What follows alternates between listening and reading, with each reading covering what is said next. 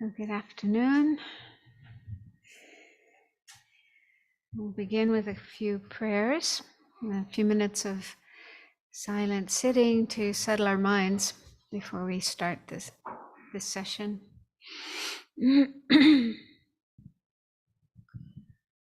I take refuge until I have awakened in the Buddhas, the Dharma, and the Sangha, by the merit I create by listening to the Dharma.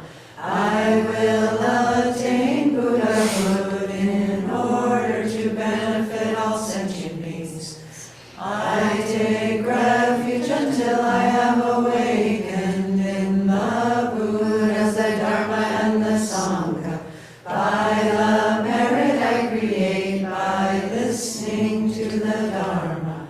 I will attain Buddhahood in order to benefit all sentient beings.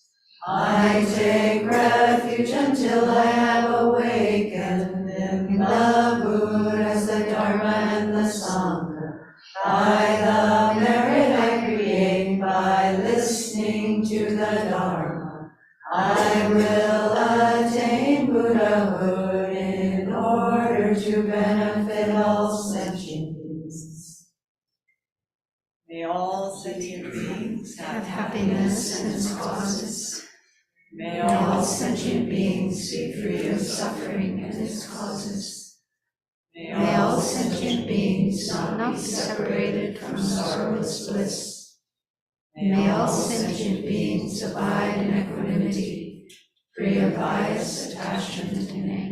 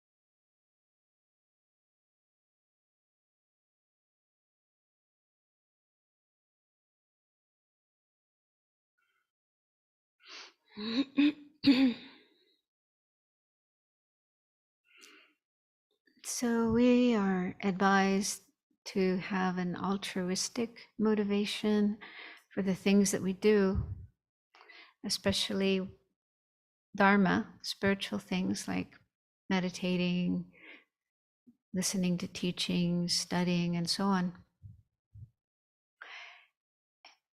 And if we can feel this altruism, this compassion and love and wishing to benefit others, just because they exist, simply for that reason and no other alone, then that's really excellent.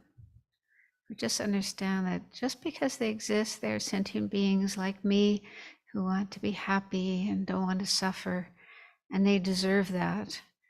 And I should respect them and treat them in that way. Well, that's really excellent. Sometimes it's hard to feel that way. And one thing that can help us to have more love and compassion for others is to understand how much they do for us, to contemplate that everything we have and use and enjoy comes from others. Our food comes from others. We have a roof over our head because it was built by others.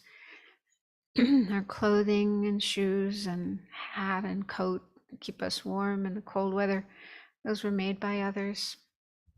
Even our body, this body that we have, without which we wouldn't live, we wouldn't be alive, this also came from others, our parents. So if we look at every aspect of our life, everything we use, enjoy, everything that keeps us alive and comfortable, it's all made by others, brought to us by others. So that contemplating that really helps us to get a sense of appreciation for others and gratitude, and then really contemplate that. It gives rise to a feeling of wanting to repay their kindness because they've been so kind to us. It's only natural that we repay that kindness. We'll just spend a few moments contemplating that and trying to get a sense of that.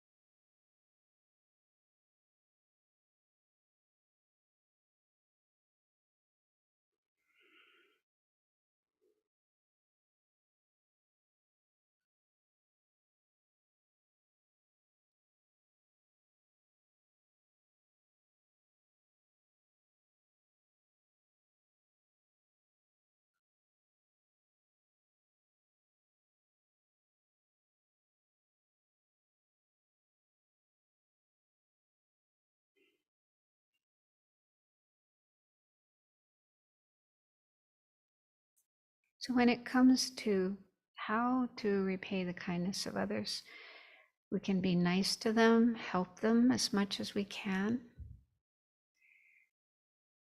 but recognizing that we have limitations, how much we can help others in our present state, our present situation.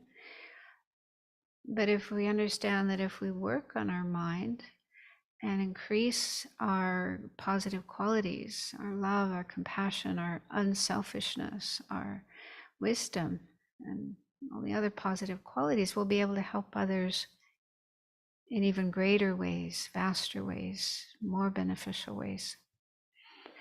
And the culmination of working on our mind, transforming our mind, is the attainment of enlightenment, full enlightenment, Buddhahood. And at that point, we'll be able to help others in vast ways, unlimited ways. We're beyond having any needs for ourselves, so we can totally dedicate all our time and energy to helping others in many different skillful ways. So that's the ultimate goal in this path, Mahayana path. And so as we're listening to these teachings, trying to understand them, see if you can have that motivation that you want to develop yourself and especially develop your potential for enlightenment to be of greater and greater benefit to other beings, understanding how kind they have been to us.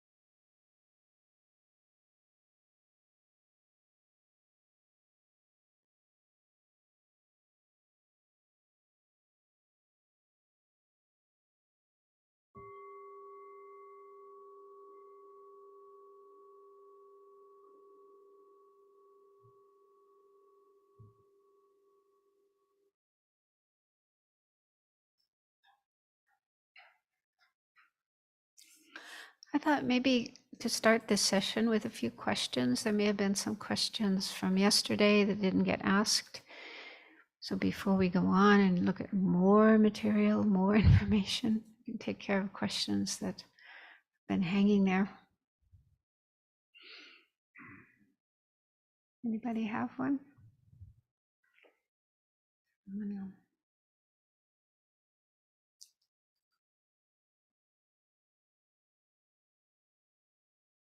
I'm curious about whether this practice is able to incorporate kind of actions that didn't get done that I wish I had done, like that I wish I had asked for help or told someone else that was going on.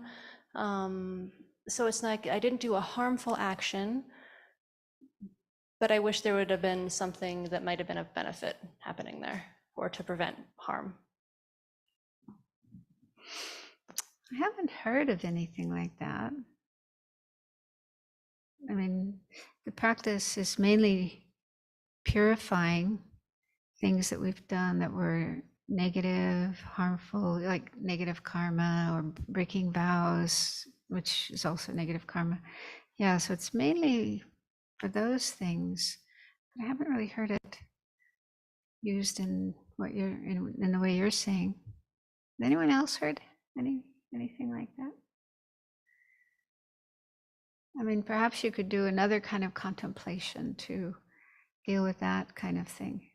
Just looking at your, I guess you could say like failures or losses or things that would have made your life better, would have made your mind better, would have been more helpful in situations. And thinking in the future, if I have another situation like that comes up, then may I behave differently? May I act differently? You know, oftentimes think about like for that kind of thing, purifying any obstacles to having more clarity or wisdom or understanding or wherewithal or you know, anything that would be beneficial. So I do it that way sometimes. Yeah, that's a good way of thinking, that there may have been some inner obstacle that prevented you from acting in a different way and wishing to clear that out of the way for future. What about Jenny? Sometimes, I mean, I have a habit that I really have to work with that's of passivity or a conflict avoidance, where an action, or I could have done something helpful, and in my wavering of conflict avoiding it, I didn't, and so the thing got worse. So when I can see that as a mental purification, you know, that habit, not so much the action so much, but I can see the habit in myself. I don't know if that's the kind of thing you're talking about, but I recognized it after I heard it. That sounds good. Mansell?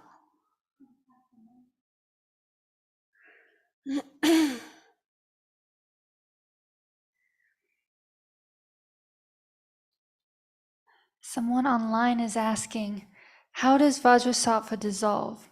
Does he dissolve into a line of light, a ball of light, or does he just become lighter and then go down into us? Does he arise at our heart after that? Well, yeah, what does it say in the book? It just dissolves into light. I think you can play around with that and find whatever works best. I mean, for myself, I just like to think of the shape, the form just dissolving into pure light and not having any particular shape, and then just kind of flowing down into my heart. So yeah, I don't know if it has to be done in a specific way, but you can find a way of doing it that works for you. And then what was the second part? Does he arise at our heart after that? No, it's not mentioned that. It says that we, our own body, speech, and mind become inseparable from Vajrasattva's holy body, speech, and mind. So in Buddhism, it said that this area it's not so much the heart as the organ, that physical organ, but rather the heart chakra, which is here in the center of the chest. It's like a psychic energy, a psychic, I don't know what to call it, not a physical thing, but a chakra. And that is the main headquarters of our mind. It said that that's where, our mind can exist all throughout our body, but that's the main place where our mind abides. And at the beginning of our life, our mind starts from there. And then at the end of our life, when we die, our mind leaves from there. So that's like a really important part of our being. And so the way I think of it is, or the way I understand it is, you imagine Vajrasattva's pure energy. Like what Vajrasattva is not that physical form, but all the qualities of enlightened mind: compassion, love, wisdom, and so on. So enlightened mind, the more you have an understanding of enlightenment, then the more you can understand what those qualities are and appreciate them.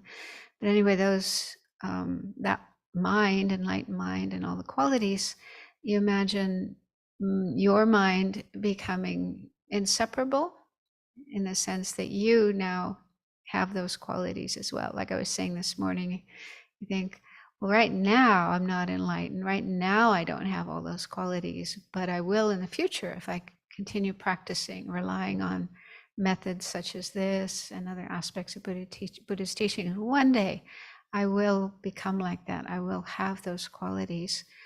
And so you can just contemplate that, and then try to have a sense of identifying with that that's who I really am. That's my real nature, not this very limited and imperfect situation I'm in now, with this body that's subject to sickness and aging and death, and this mind that's all full of afflictions and karma. This is not who I really am. This is just a temporary situation because I haven't yet purified everything. So one day I will purify all the obstacles and will reach that state of Vajrasattva, or of enlightenment. So you can contemplate that.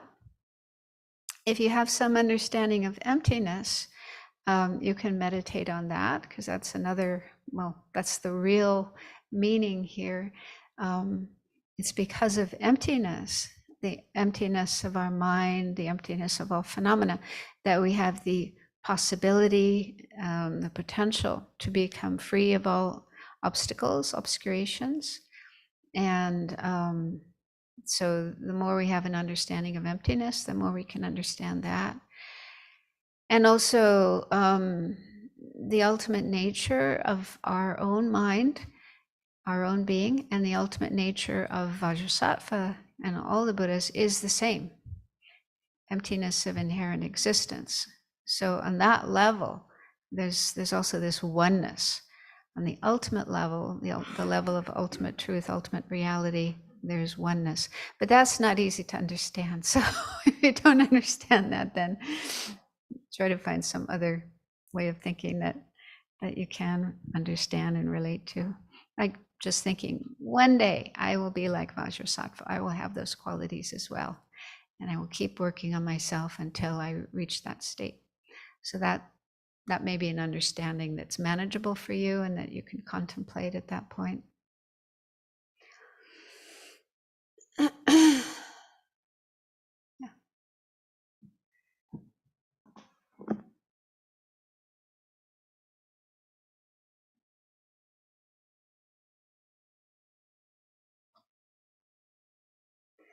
Green light should go on. Yeah. Great, thanks. I get a little turned around. I'm wondering if you could talk about the extent to which we're purifying, like, an action and the karmic imprints of an action that we've done in the Vajrasattva practice, versus like purifying the afflictions that cause that action. Like, it seems, I think I'm developing an understanding, but I'd appreciate if you could talk about those two things. purifying actions as opposed to purifying afflictions. Right, like what to focus on in the practice, because we start with the action and then most of what I think of, it's like, wow, my afflictions cause lots of different actions. And, so Yeah, afflictions are harder, I think, to purify. They're deeply rooted in our mind. And so like I was saying, I think yesterday or at the beginning of this this retreat, I was saying that there's like many different things to purify, many different things within us that stand in the way of our attainment of enlightenment. And they are at different levels. There's more gross ones and then subtler ones and subtler ones. And so we start with the more gross ones, which are the negative actions. And so that's mainly what we're purifying in this practice, and also the 35 Buddha practice. We think of negative actions that we have done, like killing and stealing and so on, and vows that we've broken, and harmful actions we've done to others and so on. So we're mainly focusing on those and wanting to purify those. But of course, those actions only happen because of afflictions in our mind, because of anger and hatred and jealousy and greed and so on, a long list of afflictions. And it does say that, yeah, when we, let's see, where is it?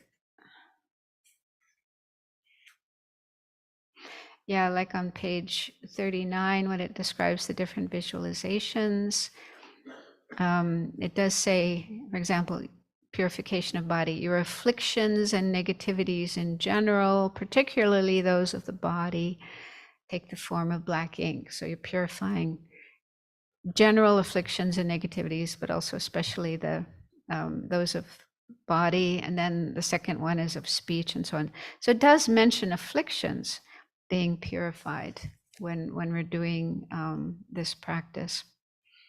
And I think it is effective, to bring to mind negative actions that we've done, feel regret for them. Within that, hopefully we recognize that we did those actions out of afflictions, because of anger, because of selfishness, because of greed and so on. So we do recognize the role that afflictions play and feel the wish to purify those. So it seems like, yes, those can be purified as well. But it said that to completely purify afflictions, like to free our mind from afflictions such that they stop arising, we need to understand emptiness and attain the direct realization of emptiness. So yeah, I mean, this is something I was wondering about as well when I was preparing for this. What can we really purify when we're doing this practice? So I think probably a certain amount of purification of afflictions will take place, that they are getting reduced, but they don't get completely eliminated just by doing this practice. We need other methods, especially meditation on emptiness. But there's other practices as well, such as when feeling angry, for example, then doing an analysis of the anger and looking at how you can change your mind, instead of being angry, to have compassion or love or patience or something else. So there's other methods, other meditations we do to directly counteract the afflictions. I don't know if that's answering your question. yeah, it is. I mean, I think it helped me see what I was struggling with a little more clearly too. It was more like, I can make a commitment not to commit an action for a certain period of time, but like I was struggling to think how I could commit to rid myself of an affliction like attachment. It just seems. Yeah. Where is this going? Yeah. So actually, I've heard this said, and I think it's true, that stopping ourself from doing negative actions with our body is relatively easy. we may have the impulse to do something negative, to steal something or hit somebody, and it's relatively easy to stop ourselves from acting that out. With speech, it's a little more difficult. Sometimes stopping our mouth from saying things that are unwise and unskillful is a little more difficult. But then the mind, when it comes to changing the mind and stopping negative thoughts from coming up in our mind, that's very, very difficult. So, yeah, that takes a lot of work and a lot of different methods and practices to stop negative thoughts. And I was just thinking, just a little while ago, I heard this story, and I don't know if I heard it from His Holiness when he was teaching, or I read it in a book, but His Holiness the Dalai Lama tells this story about a Tibetan man who had been put into prison, like many Tibetans, was put into prison and underwent really horrific experiences, beating and torture and probably hunger and forced labor and so on. And I don't know how many years he was in prison, but probably quite a few years. So he went through these really, really difficult experiences in prison under the communists. And then finally he was released. He left Tibet, came to India, and I think he became a monk. And then in Dharamsala, there are people who go up in the hills above Dharamsala and meditate. So he did that. He went into a little hut somewhere up in the hills and was meditating and, really trying to work on his mind. And at one point he had a meeting with the Dalai Lama. And he said to the Dalai Lama that, he's been trying to tame his mind, to subdue his mind, but he found that more difficult than all the beatings and the torture and the horrible experiences he had in prison. He said, that wasn't so difficult, but trying to tame my mind is really, really difficult. And then there's also a saying, I think it's actually in the sutras. I heard this, where the Buddha said that trying to tame one's own mind is more difficult than conquering 1,000 armies, each consisting of 1,000 soldiers, which means, I think, 1 million or something like that. So that shows. When I heard these, I thought, oh, whew, I have a hard time with my mind. Well, I guess that's normal. So, so those stories do show that it is difficult taming our mind. And then you may wonder, well, why is that so? And they say that it's because our mind has been existing, for such a long time. It didn't just start in this lifetime when we were born, but it was existing before. And in fact, Buddha says there's no beginning. We cannot find the beginning of our mind. It's been around for a long time. And all that time, it's been in ignorance. It's been ignorant and afflicted. And so ignorance and the other afflictions are just such long-term habits. And it's hard to stop habits, as we know. We all probably have bad habits that we try to stop in our life. And it's really hard, even if we've only been doing them for a few years or a few decades, but still really, really hard. But habits that we've been engaged in for countless lives, are going to be very, very difficult to change. And so, I know the Lamas always say it's just understandable that it's difficult to tame the mind, but not impossible. And, if we start trying and, work on reducing our afflictions, reducing our anger, and increasing our positive feelings, our positive qualities, if we keep working at that, we will start to notice. I can say that, after a few decades of working on my mind, it's not where I want it to be, but it's definitely better than where it used to be before I started.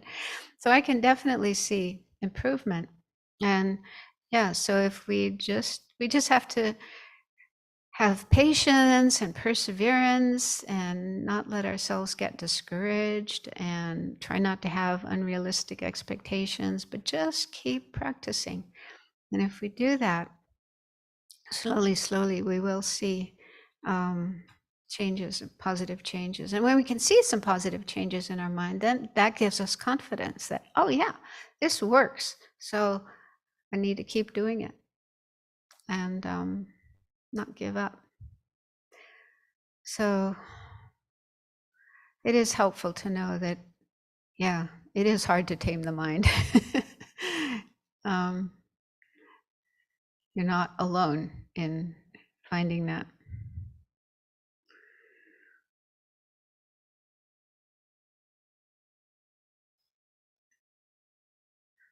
There's, oh.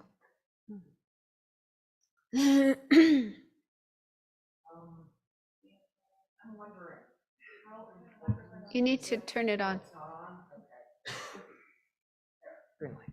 I'm wondering, how important is it to understand the translation of the words in the Vajrasattva mantra? I know they're in, okay, You're good. the one who wrote this. I'm that yeah, person. I was going to get to it. Yeah, well, I'll ask now. Yeah. We have that nice translation in the, in the red book, but I just kind of wonder. I also know that the vibrations themselves do things, and I read recently that, someone said this mantra was already in us before we were born, and we're just kind of waking it up. So, I just would love to know your thoughts about those things, Venerable. So is it important to understand the meaning of the mantra? Yeah. I don't think so. I don't think it's crucial. I think if it's nice to know. It's nice to know that it isn't just a bunch of meaningless sounds, that they do have a meaning. But I don't think it's crucial, because I was thinking about my guess. I don't know. I haven't asked anyone this, but there's a lot of Tibetan people who are reciting this mantra on a regular basis. And my guess is, if you were to ask them, what does this mean? What does this mantra mean? What do these words mean? Probably many of them would say, I don't know. What do you think, Geshe-la? I think it's true. Yeah, I don't think they worry about what these words mean. They just have this faith, this confidence that these are this mantras. My understanding is, where mantras come from, they're not invented by ordinary people. Like, people make up songs and jingles and nursery rhymes and things like that. So it's not like that, but rather they come from enlightened mind. They're in the tantras, these texts, which are attributed to the Buddha. And so that's how I understand that, it's actually enlightened mind creating these sounds for the benefit of sentient beings, to help us do different things like purify or develop more compassion or so on. So that's how I think of it, that they are sounds that work on a subtler level than intellectual understanding. So I think even if you don't understand the meaning of the words, you just recite it with confidence, with faith, then it will still be beneficial.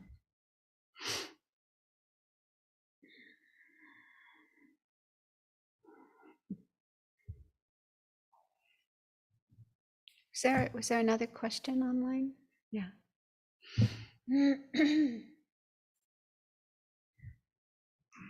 Someone's wondering if we can purify our ignorance itself behind the non-virtuous action. We can purify ignorance, but not just by reciting mantras. We have to realize emptiness. So the antidote to ignorance is the wisdom that understands emptiness, the true nature of things.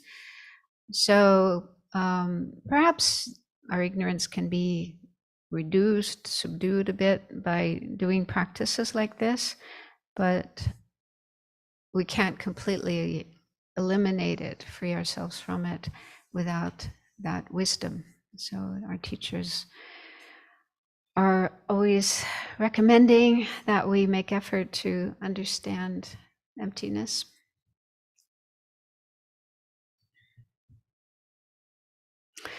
So I wanted to carry on, and my plan was to talk about karma. I know many of you have heard teachings on karma, and you probably know it very well, but some of you might be new and not have heard these things. So, so I made some slides because there's kind of a lot of information that may be hard to remember. So having it up on the screen might help.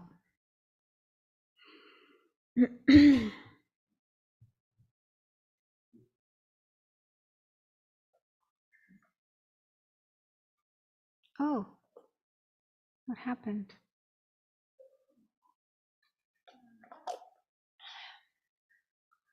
Can you show the next one? Okay, that's better. Go back. Yeah, I don't know. They were supposed to be bigger. Huh? Anyway, I just wanted to show some quotations from the Buddha in case anybody doubts that the Buddha did teach karma.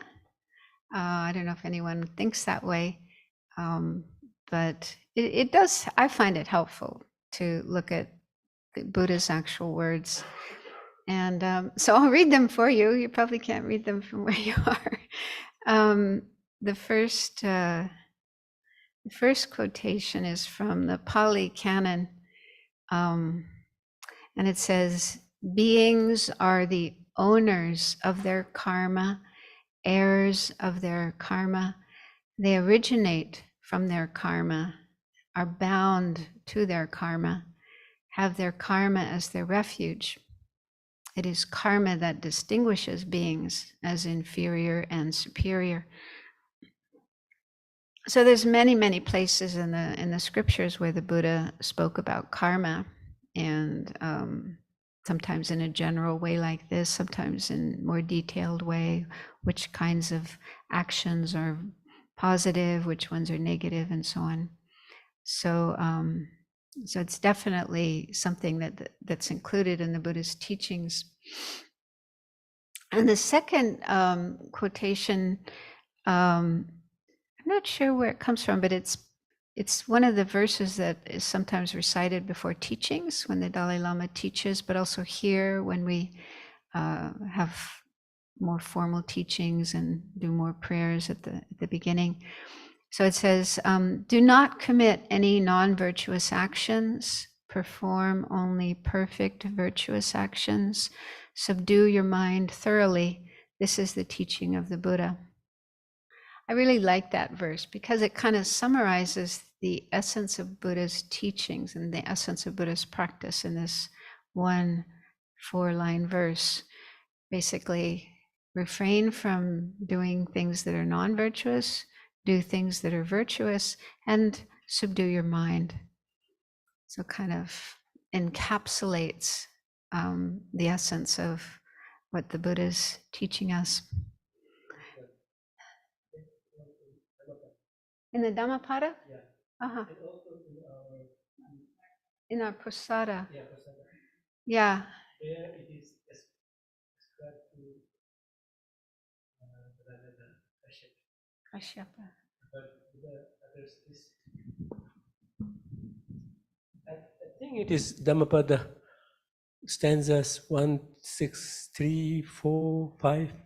There are 3 stanzas in line where Ananda asked Buddha, "How is your teaching fundamentally, in terms of fundamental teachings, essence, how is your teaching different from the Buddha's teachings of the Buddhas of the past?" So there, Buddha speaks 3 verses. And in the third one, also it ends similarly like this. The second one doesn't. It appears in Dhammapada. and basically saying that, I mean, at least from a Tibetan perspective, we would say that the question asks about the essence of the Buddha's teaching, and there is no difference. But when it comes to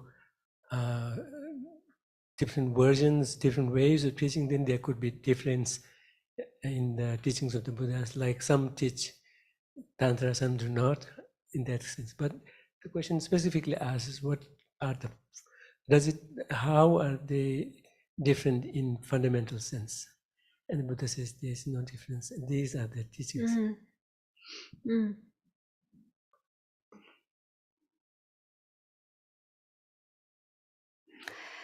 Okay, so let's go on and look at what karma is all about. So the next slide shows the general characteristics of karma. So the word karma itself means action, and basically it means we do actions in three ways: with our body, with our speech, and with our mind. And the actions that we do bring results or consequences that we may encounter if we don't counteract those actions, like purify negative actions and so on. So these are general characteristics of how karma works. The first one is that karma is definite, which means that there's a definite correlation between actions that we do and experiences that we have later, in the sense that if we do something negative or non-virtuous, the result will be suffering. If we do something virtuous, the result will be happiness, good experiences. And they often use the analogy of crops, growing crops or growing vegetables in the garden. And they even use the term karmic seeds. So when we do an action, a seed, not literally like a physical seed, but something like a seed is left in our mind, and then that seed has the potential to bring results, just as a barley seed or a apple seed has the potential to bring, some kind of food that we can eat. And just as there's a definite correlation between different kinds of seeds and different kinds of fruits and vegetables, if you want to grow squash, for example, you have to plant squash seeds. You don't plant tomato seeds and expect that squash is going to come up, right?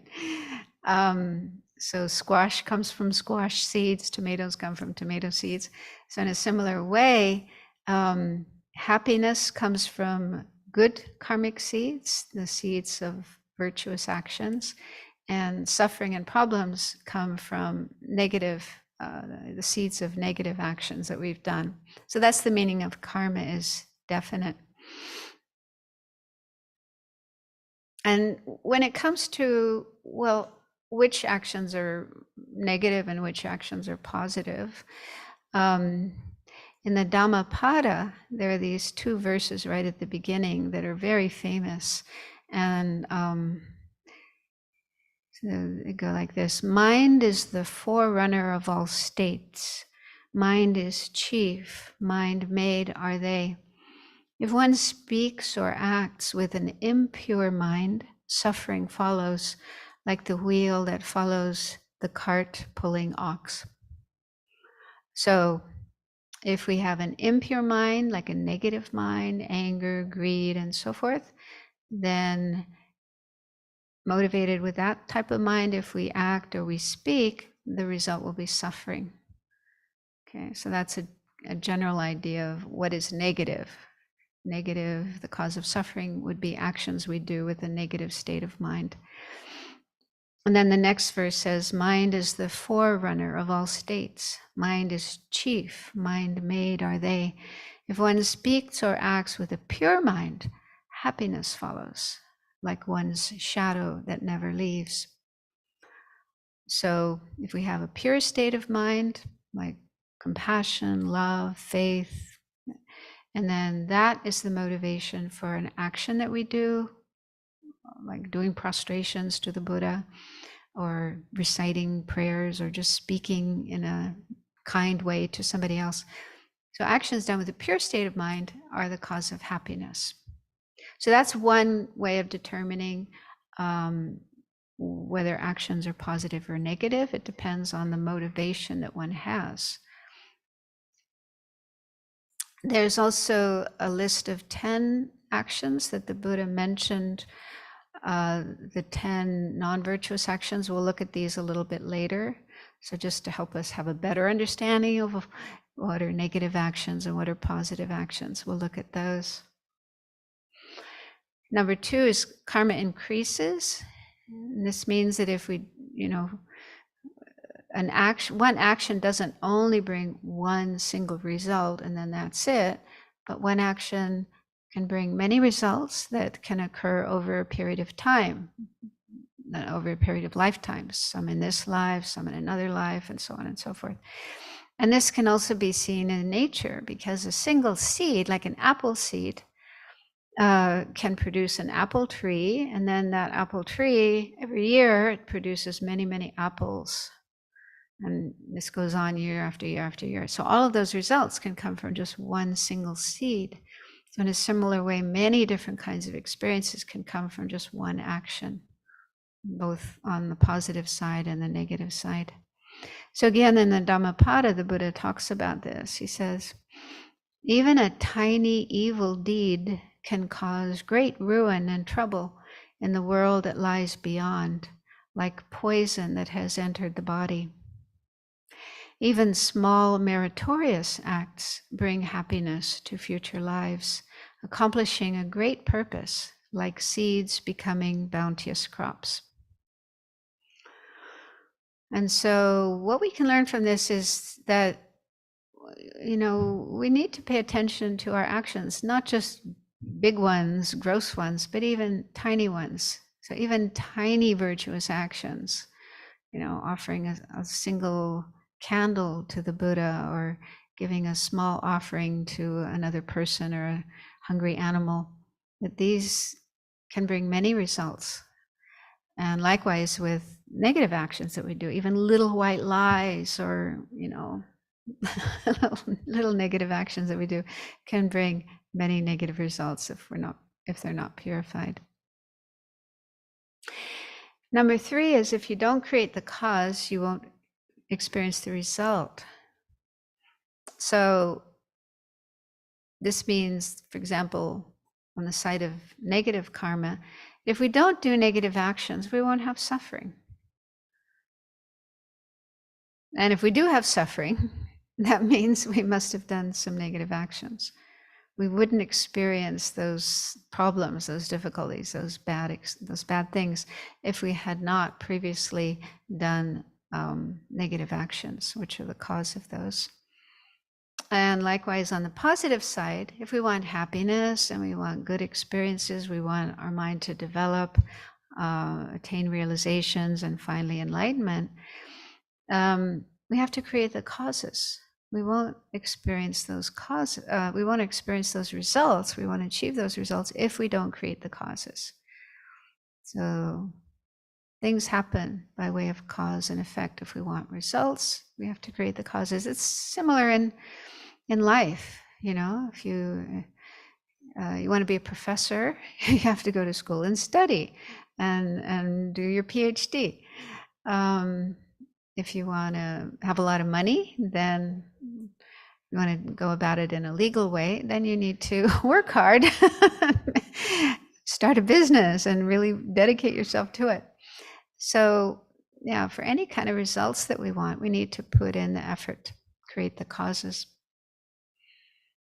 4th is that karma doesn't get lost. Karma you create doesn't get lost on its own. So what this means is, if we do an action, whether it's virtuous or non-virtuous, it leaves an imprint, like a seed in our mind, and that seed stays there in our mind, and doesn't just disappear on its own. There's exceptions to that, but if there's no sort of counterforce, countermeasure to the existence of that seed in our mind. Then it goes with our mind after we die, and our mind goes to the next life, and then the next life after that, and so on. So for many lifetimes, for many thousands of years or millions of years, that seed remains there until it meets with the right conditions. Just like an ordinary seed, you need the right conditions like moisture and warmth and so on for it to grow, bring its result. So in a similar way, the seeds of karma remain in our mind and don't just disappear on their own until they ripen. So in the Dhammapada, the Buddha says, if you have done something wrong or are involved in wrong and run away, hoping to hide the fact, like Gyatso was saying yesterday, try to avoid getting caught. It is no use. There is no escape.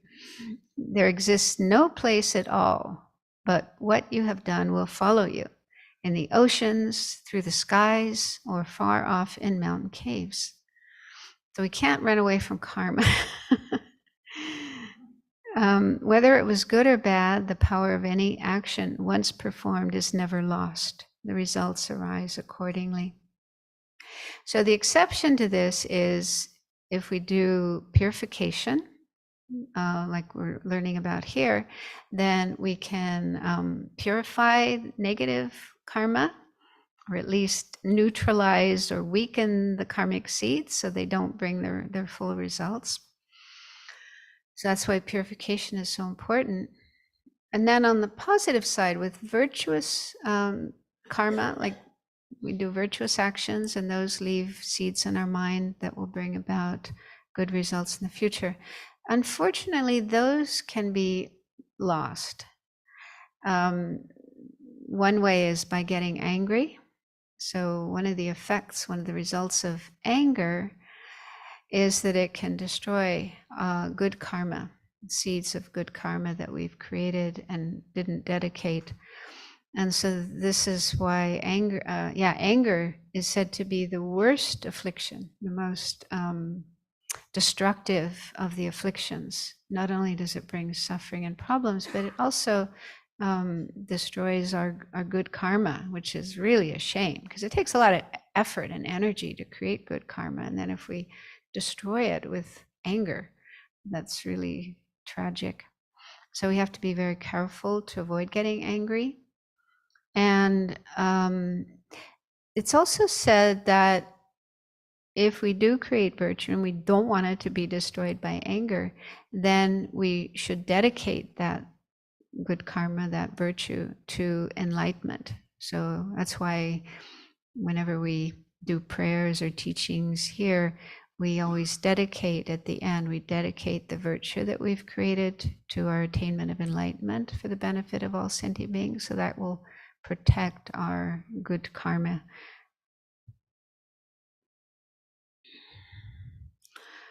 So then the next slide shows the 10 non-virtuous actions. And there's a lot of material about this. We don't have time to go into all of them, but anyone who wants to know more details, I mentioned already volume 2, which is called Foundation of Buddhist Practice.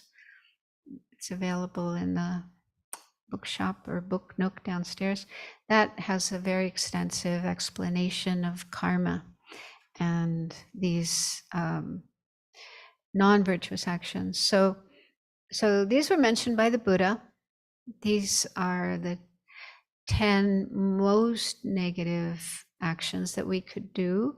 And so if we are concerned about our karma and we want to try our best to avoid creating negative karma, we should start with these 10 and try to refrain from them. If you can't avoid all of them, at least do as many as you can. And gradually over time, we'll find that our ability to refrain from negative actions increases and improves.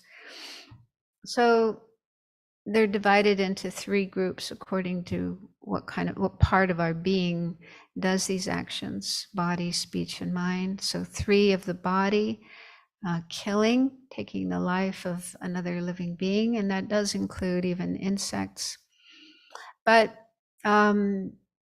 it's mainly about intentional killing.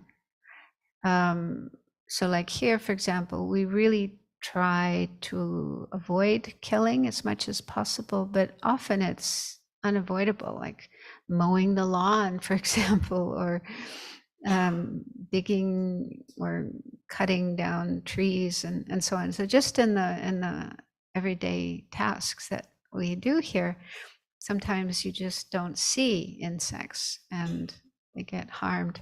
So I mean, that's true for everyone. You know, when you're cleaning your house or doing gardening or even just walking around, often there's tiny insects on the ground and you may not notice them and step on them accidentally. So accidental, unintentional killing is not a full act of killing. There's still some karma created, but it's a kind of karma that's called indefinite karma. It's not definite what kind of result will come. So this is mainly about intentional, deliberate killing. Stealing is taking what doesn't belong to you, but it also includes not paying when you're supposed to pay. Like, you know, we try to sneak into a movie theater, not buy a ticket, or ride on the bus or the train, not pay for it, or not pay taxes. And so, you know, we often try to find little ways to get, you know, to avoid parting with our money. And so if we do owe money, if money should be paid and we don't pay it, that's also a type of stealing. Yeah. So again, it may be hard to totally avoid stealing in every instance, but at least we try to be aware of that and try to avoid acts of stealing. And then unwise sexual behavior, sometimes called sexual misconduct. So this involves using or engaging in sexual activity that causes suffering to others. The one that's usually mentioned in the teachings is adultery. I don't know if they still use that word nowadays, but anyway, cheating on your partner. If you have a, you know, committed relationship, you're married or you have a partner, and then you have sex with someone else other than your partner, that is, you know, the meaning of adultery. And it's harmful because, you know, if the person finds out, if your partner or spouse finds out, they're gonna be unhappy. Yeah, they're not gonna be happy about that generally. And if they become unhappy, then it could lead to quarrels, conflicts, problems. You'll be unhappy too. You know, so it leads to suffering and problems. But then other forms of unwise sexual behavior could involve rape, forcing someone to have sex against their wish, having sex with a child or with somebody who's taken a vow of celibacy. Because, yeah, if someone has taken a vow, like monastics in Buddhism, we take a vow to not have sex, and if that's a serious vow, if we break that one, we're kind of finished as a monastic. And so, yeah, we try to avoid that. So basically, the bottom line is using sexual energy in ways that are harmful, that cause suffering and problems. And then there's 4 of speech, lying. Just, we know what lying is. Saying what's not true, not telling the truth when we're asked. It's a little tricky though, because there's, you know, some situations where telling the truth might cause suffering. Like the example they give, this sometimes comes up in the teachings, if you're out in the woods and you see a deer running by, and then you see a hunter, and the hunter asks you, did you see the deer? Which way did the deer go? Should you tell the truth in that situation? I can't lie, I have to tell the truth. So if you do tell the truth, then the result might be that the deer gets killed and the hunter creates the bad karma of killing. So it's a difficult situation. So it's generally said it's better not to tell the truth in that kind of situation. You don't have to tell a deliberate lie. Maybe you could find some roundabout way of doing something or saying something to distract the person's attention.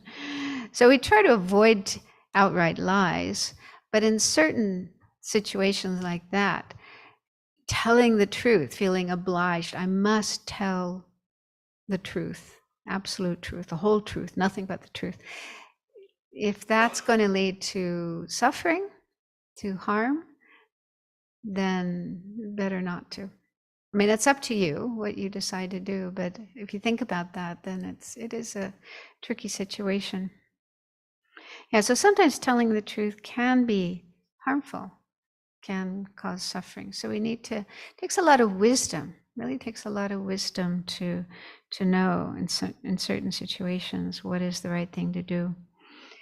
So we just try our best, and if we make a mistake, well, we can say, I'm sorry, and do purification and try better the next time. So it's like a learning process, learning about karma and trying to practice it, and sometimes making mistakes. We're never going to do it perfectly from the beginning, but hopefully we just learn from our mistakes. We can talk to our teachers or more experienced students that will help us to understand what happened there, what went wrong there, and try to do better the next time. Number 5 is divisive speech, which is speaking in ways that cause division, disharmony between people. So it could be two individuals or two groups of people. And if we speak in a way that causes those two parties to be hostile to each other, to be unfriendly to each other, to be in conflict with each other, then that's divisive speech. This can sometimes happen because of jealousy. You may be jealous of this friendship and want to break them up.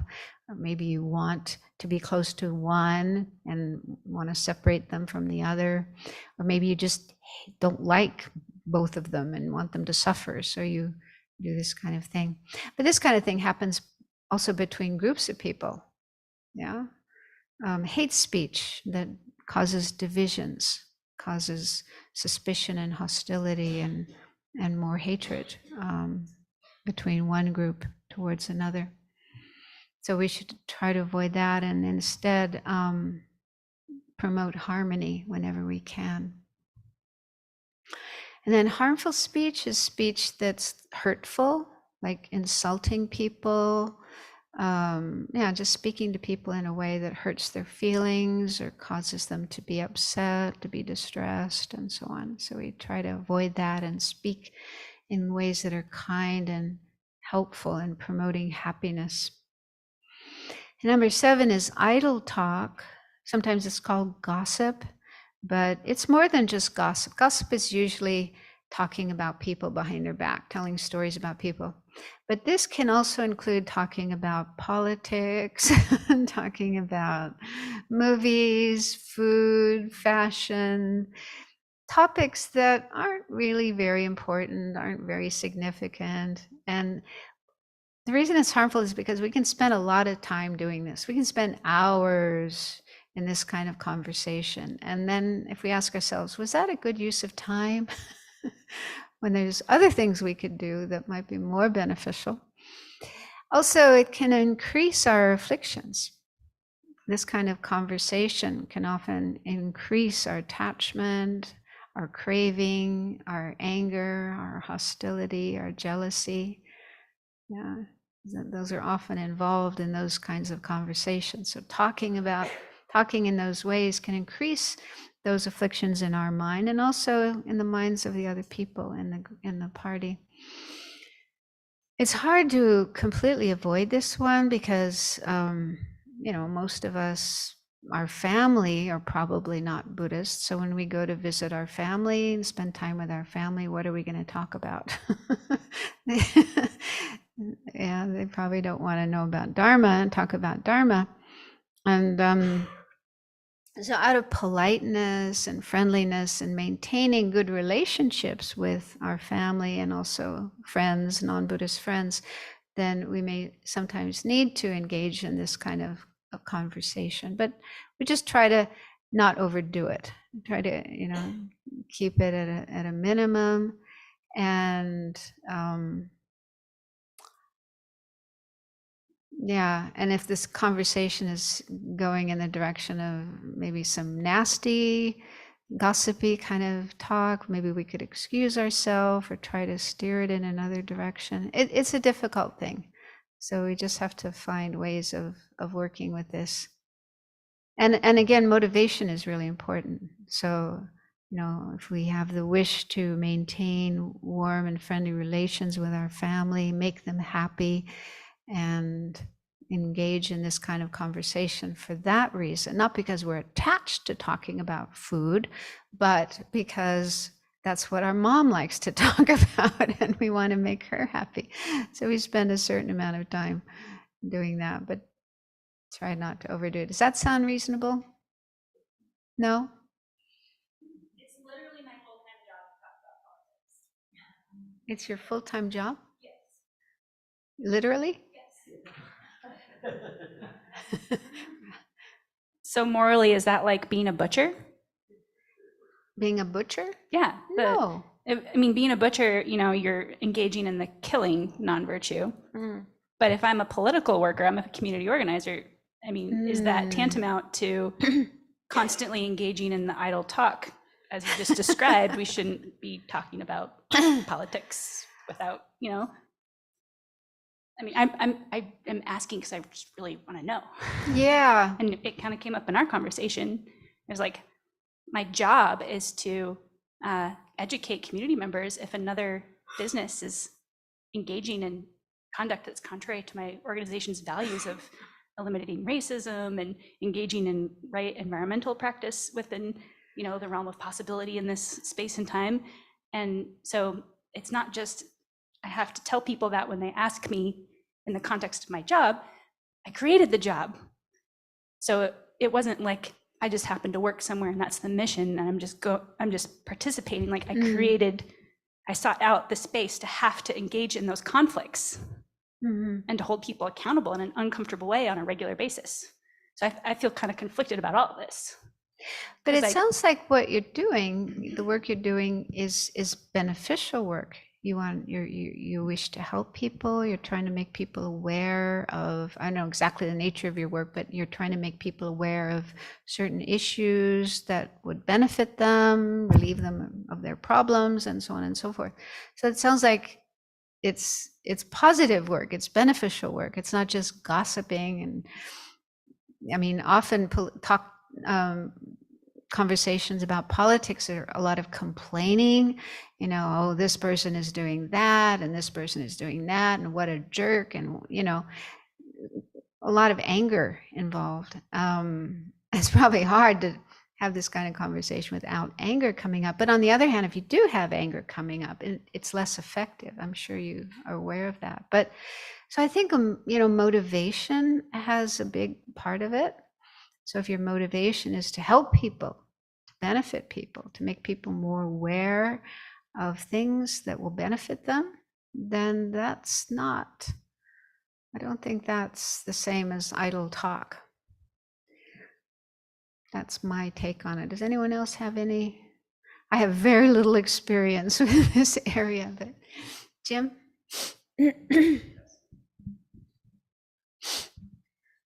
Yeah, I also work in community organizing as well, and I don't interpret idle talk around as the same thing. I think talking about politics from a complaining perspective or a gossiping perspective is very different than actually talking about a specific form of suffering in the community and bringing people together to address that suffering, which has very positive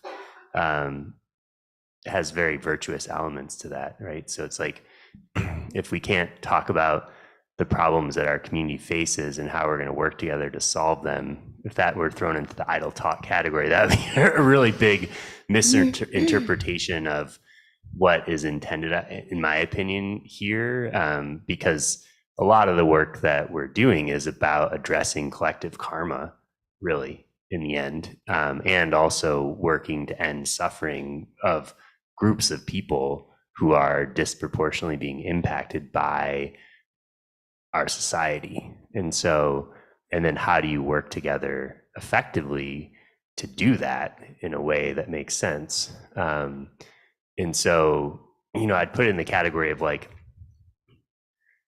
discussing how to make the Abbey's Buddha Hall more environmentally friendly and have less climate impacts. That would be like saying that's idle talk, and you shouldn't do that if you interpret it that way, right? Yeah. And so, which obviously a lot of the monastics' time, the team that's working on that project, right, are spending a lot of time and energy and research figuring out the least harmful way and the most beneficial way to build the building. And the same thing if you're talking about, you know, how do you reduce poverty in Spokane, and how do you create jobs that are actually meet people's needs and don't create a lot of harm, or how do you stand up to hate in the community and organize people in a way to prevent that kind of hate from being perpetuated. Those are all very beneficial, kind of in line with Buddhist ethics and bodhisattva vows and all those things. Yeah, and I was also thinking about like the Tibetans in exile. They have a kind of parliament. I don't know what they call it, parliament. Anyway, a group of people representing different communities, and they come together and make decisions. And I think the Dalai Lama, I don't know if he's still involved in it, but I think in the past he was. Maybe some lamas are in that parliament as well. And you have to, I mean, if you have a group of people and they have needs, they need food, they need education, they need medicine, and so on, you have to organize to take care of their needs. And that's, you know, that's what politics is all about. So if you're trying to take care of the needs of people with a good intention, a good motivation, and not a corrupt motivation, how much money can I get for what I'm doing, and siphon off money here and there and so on. So I don't think that is the same as idle talk. And this word come up to me when I think of idle speech. I don't know if I read this in Lama Tsongkhapa, I can't remember, but the word that comes up is meaningless speech. So political, you know, a lot of times people could talk about all kinds of things. It wouldn't even matter what the topic was, but politics could be one of them, where your motivation is not something that's maybe not that meaningful, but to talk about anything in a meaningful way, I don't know, I think that can't be idle speech. I don't know, there's a long list in Lama Tsongkhapa, I mean, a really long list of what is in idle talk. And I mean, it's definitely for some things, like I'm one of the people who works on the Buddha Hall, you know, it definitely impacts your meditation sessions. You definitely don't want to be spending your life doing this all the time, because it, you know, you'll find yourself, I mean, when we were doing this building, I had to have a piece of paper with me because I couldn't, if something went through my head, I had to remember it. And if I didn't write it down, I wouldn't remember it, but I had to remember it. So it was so much easier, just write it down. I can go back to what I'm doing, write it. And I might have 20 things in a session because it was that intense. So you can't live that way and be a monastic very well, but you can do it for short periods of time. Obviously, Tsongkhapa and his disciples built monasteries. They might not have had the problems we had now, but it is construction, you know, so I think they deal with it.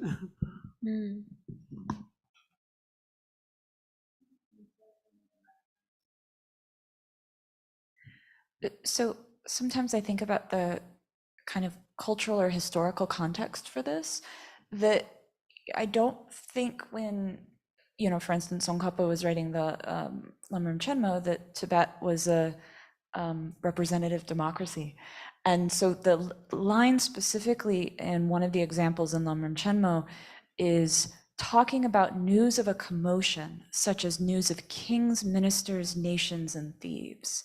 And my guess is that might be what we then are shorthand referring to as politics, but that's quite different than being like, you know, oh, did you see what, you know, Prince William was wearing is quite different than saying, you know, oh, there's an election coming up, here's the stance of one person versus another. So that's how I think about the distinction here. So motivation is important, meaningfulness is important. Is this something meaningful and beneficial, helping people, relieving suffering and problems? So those are the important things.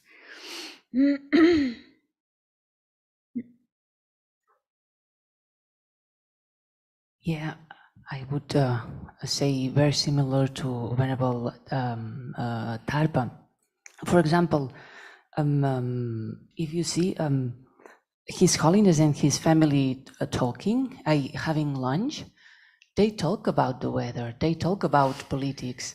But the difference is that, for example, we have in Spain, for example, it's very strongly in the society that it's normal and it's part of the ritual of that social act to recreate. For example, if we gather for Christmas, we could just say, oh, it's very good, thank you for the food, whatever. But this evolves to, I went to that restaurant, that one is better, that one is better, like a cult on the pleasure of just eating and what is better and what I did, you know, this evolves to that direction. Or for example, we can just talk about situations, but then somebody begins to talk about somebody who is not there and how bad did that person. I mean, these kind of things that are really not necessary.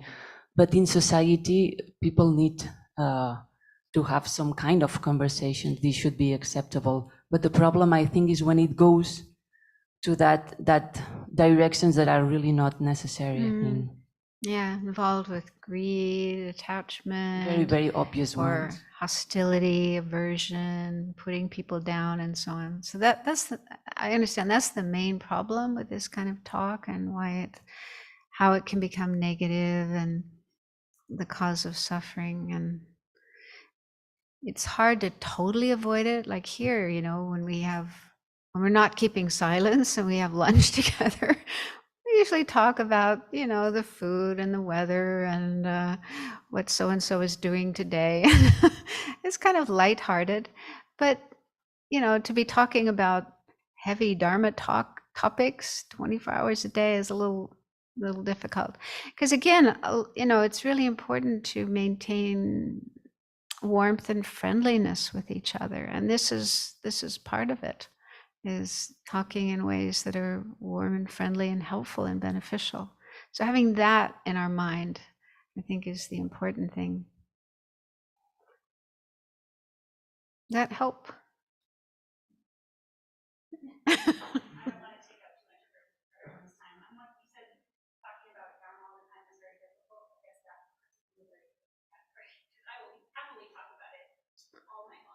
You would happily talk about, yeah. Well, you can. You can find someone that wants to listen to you or discuss with you. But yeah.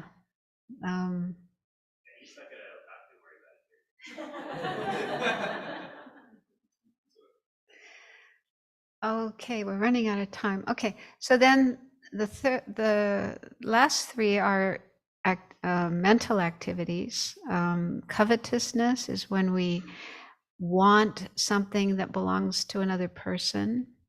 And it's more than just wanting it, but it's getting into actually planning. How can I get that? I see somebody's beautiful rosary, beautiful prayer beads, and I think, oh, I wish I had those prayer beads. And then you start thinking, how can I get them? Maybe I'll just kind of slip them in my pocket when she's not looking. Or maybe I'll be really nice to her and she'll give them to me. So, you know, planning how to get that coveted object that belongs to another person. That's the meaning of covetousness. It can also be not just material objects, but people. You know, you might covet somebody's child or somebody's pet, and this is where kidnapping comes in. You know, I want that for myself. Or coveting somebody's partner, and then starting to plan how to get that person for yourself. Malice, number 9, is when we have thoughts of wanting to harm somebody. We may not carry them out, but just engaging in that mental activity of, for example, things we could say to somebody to hurt their feelings, to get back at them for what they did, or ways we can cheat them, or how we can harm somebody. So it's mainly involved with hostility, with anger, the wish to harm, and just engaging in mental activity, planning that. And then 10 is wrong views, which in the Buddhist context, it means mainly it's rejecting karma, thinking there's no such thing as karma. It's not just having doubt. It's natural to have doubt, to have questions, but actually deciding, I don't believe that. I'm not going to even entertain that idea. It's just not true. So, mainly karma, also things like the possibility of attaining enlightenment. If we just totally reject that, close our mind to that, no, there's no such thing as enlightenment. I don't believe in it. So this is harmful, because if we reject karma, for example, then we won't think there's any need to worry about it, to try to live according to karma. And we think I can do whatever I want, there won't be any consequences. And in that way, we may engage in a lot of negativity and create a lot of negative karma. And if we think there's no such thing as enlightenment or liberation, we won't even bother trying to attain it.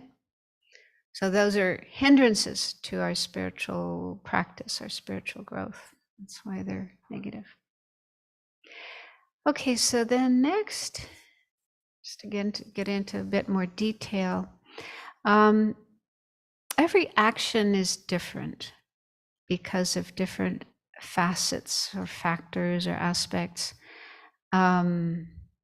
And depending on these different factors, then an action could be more or less negative. In other words, bringing more or less negative consequences. So there are these 4 aspects, although one of them has a few divisions, so it's actually more like 6 or 7. And one reason this is important is because they talk about a complete action, a complete karma, or an incomplete karma. Oh, I forgot, I was going to mention, just go back to the previous one. Yeah, so these are the 10 non-virtues. And then there's also 10 virtuous actions. Yeah, they usually, when they talk about karma, they tend to emphasize the negative karma, but there's also virtuous karma. So virtuous karma can be created by avoiding these 10 non-virtues, deliberately, consciously avoiding. I'm not going to kill, I'm not going to steal, I'm not going to lie, I'm not going to do these things. So if we make the deliberate, conscious effort to at least try our best to refrain from these 10 non-virtues, then we are creating virtuous actions, 10 virtuous actions. So it's not that difficult to create virtue if you just make up your mind, I'm not going to kill anymore. I'm really going to live my life without killing others. Sometimes it's hard to do, but with practice, it gets easier. And on top of that, we can do other things that are even opposite. Instead of killing, we save lives. Sometimes you'll see an insect in water trying to get out, and you take it out and save its life, or you take it out of the road where it could be run over by a car. So saving lives is opposite to killing, and so on. Telling the truth, speaking in ways that are creating harmony and happiness rather than division and unhappiness. So anyway, opposite to these are the virtuous actions. Okay, so next one is these different aspects that make an action more or less complete. The first is called the basis or the object. So this would differ according to the type of action, but in the case of killing, the act of killing, the object or the basis or object, it would be the being, the sentient being that we kill, the victim of our act of killing. And then the attitude, the state of mind has three aspects. One is the discrimination. That means, do we correctly identify that as a sentient being? Sometimes we don't. Sometimes there may be a person or a sentient being there, and we might kill it or harm it, but we didn't realize it was a sentient being. So sometimes that can happen. So for the act to be complete, the act of killing to be complete, we do have to recognize, identify that that is a sentient being. And then affliction. So what is our motivation? It could be, usually it's hatred. Usually it's anger, hatred that motivates the act of killing. But there's also killing out of attachment, wanting the meat of an animal or wanting its fur. So a desire, attachment for something can sometimes motivate killing. Lovers killing, somebody to get them out of the way so they can have their object of desire. So attachment can also sometimes motivate killing. And then ignorance. Killing out of ignorance, thinking it's okay. And in some religions, they have the act of sacrificing animals, thinking that that's a virtuous thing to do. Thinking there will be happiness by killing this animal and offering its blood to their gods. So that would be killing out of ignorance. And then the motivation, there has to be the actual intention. For the action to be complete, you actually have to want to do it. I want to kill. Like I said before, sometimes it happens accidentally, unintentionally. And if that happens, it's not a complete act of killing. Number 3 is the performance, meaning you actually carry out the act. Sometimes we have the thought to do something, but then we don't do it. Okay, so for the act to be complete, we actually have to do something, act out our wish to kill and bring that about. And then completion of the action, in the case of killing, is the other being dies. People sometimes attempt to kill, but they might wound the person or they might miss and they don't actually die. So then it's not a complete action. So a complete action would be, there is a being that is killed, you have the proper state of mind, you want to kill, your motivation is some affliction, you have correct identification of it, you do an action, you do something that brings about its death, and then it does actually die. So if all those parts are present and complete, then it does become a complete act of killing, a complete action. And the significance of that, the bottom line, it creates the cause for a particular type of rebirth. So if the action is complete with all these factors, then that karma is powerful enough to cause a rebirth. In the case of a non-virtuous action, the rebirth would be in an unfortunate situation. In the case of a virtuous action, refraining from killing, saving a life, then that karma, if it's complete, would be the cause for a fortunate rebirth, a rebirth as a human being or as a deva in heaven. So we've run out of time. We'll have to stop there. I haven't completely finished, but I can finish tomorrow. Bit more about karma. So we just have one last session. I have some more information about karma. And then just some final advice on how to put these things into practice, how to carry on practicing from this time on. And there'll be time for last minute questions. Okay, so we'll stop there and make a dedication of our merit, positive energy we've created. Protect it from being damaged or destroyed by anger. Dedicate it for enlightenment, for the benefit of all beings.